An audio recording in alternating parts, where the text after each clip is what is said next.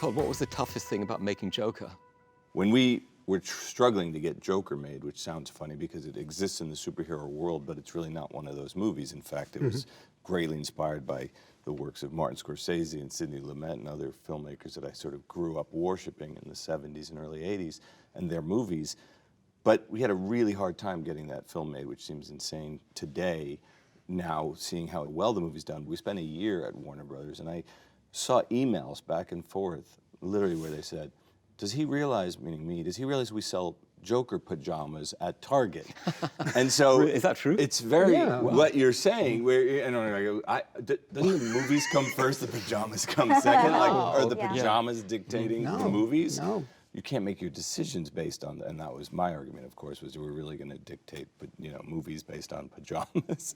But it exists, this idea. But you know those pajamas when you see them.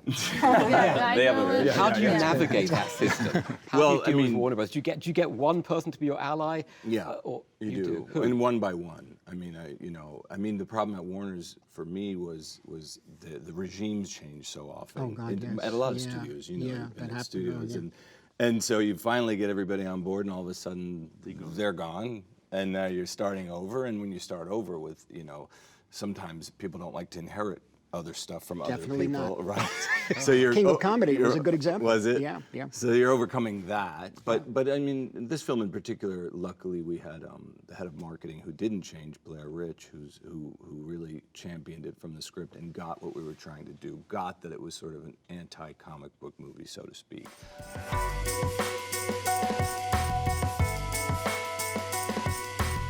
Were you worried before the film came out that there might be some violence? No, because I just didn't subscribe to that, quite frankly, bullshit thing that was happening in the media where they just pick a movie every so often and declare it means something that it doesn't. I mean, we had think pieces being written about this movie where people proudly wrote, I haven't seen the movie, I don't need to see the movie, I'm not going to see the movie, and then they would write 2 pages about why the movie's bad. Really? I mean, it becomes difficult for something to be misunderstood before anybody saw it. When we premiered at Venice, we had a great screening in Venice. We won the Golden Lion. It was a huge deal. From that moment on, everything changed. Weirdly, people come at it as a target and start talking about, again, why it's dangerous. And really, when we go, we made a movie about childhood trauma and the loss of compassion and lack of love in a person's life and what that might do. But everybody always wants to talk about the spark and not the powder, but the film's really about the powder, what makes that happen,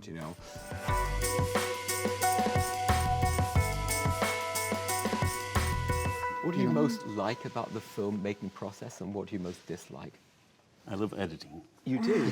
Yeah, actually, I think I go to the set. Well, I like set as well, but mostly to grab things. Yeah. So I can go to the cutting room, quiet, dark, and experiment. We always say making the movie, it's the price you pay to get to the editing room. Yeah, all that stuff I'm with you. I'm with you. And then you change the whole script. You change the acting. You change everything. You start the film. That's when you start the film. If you ask Yeah. But I think it's because directors, by their nature, are control freaks. It's what kind of leads us to this, and there's nowhere you have more control than in the editing room. There's always these variables. It makes it fun. Being on set is fun. Casting a movie is fun, but it's a little out of control. You get to an editing room and you finally control it all. That's the fun, though, trying to get control out of control. Yes. That's the thing. That's the tension, is riding those horses, I just think it's, it was just listening to this and I'm going, making movies is jazz. It's not math. It's not, there's not a way to do it. You prep and you do it, but then you come in, like you said, and it might just change on the day. I was doing a movie with Robert Downey Jr. once, and he turned to me and he goes, it feels like we're on the set of a student film. And he meant it as a compliment. It's a compliment. Because it was just like, we just go with it. We're going to go shoot over there. This very loose vibe. And for comedies, it's just what I learned works for comedies.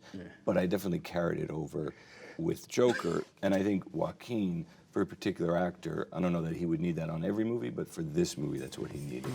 Hi, I'm Lulu Wong. My name is Fernando Morales. I'm Greta Gerwig. I am Noah Baumbach. Thank you for watching the Hollywood Reporter. The Hollywood Reporter Roundtables. Roundtables on YouTube. On YouTube.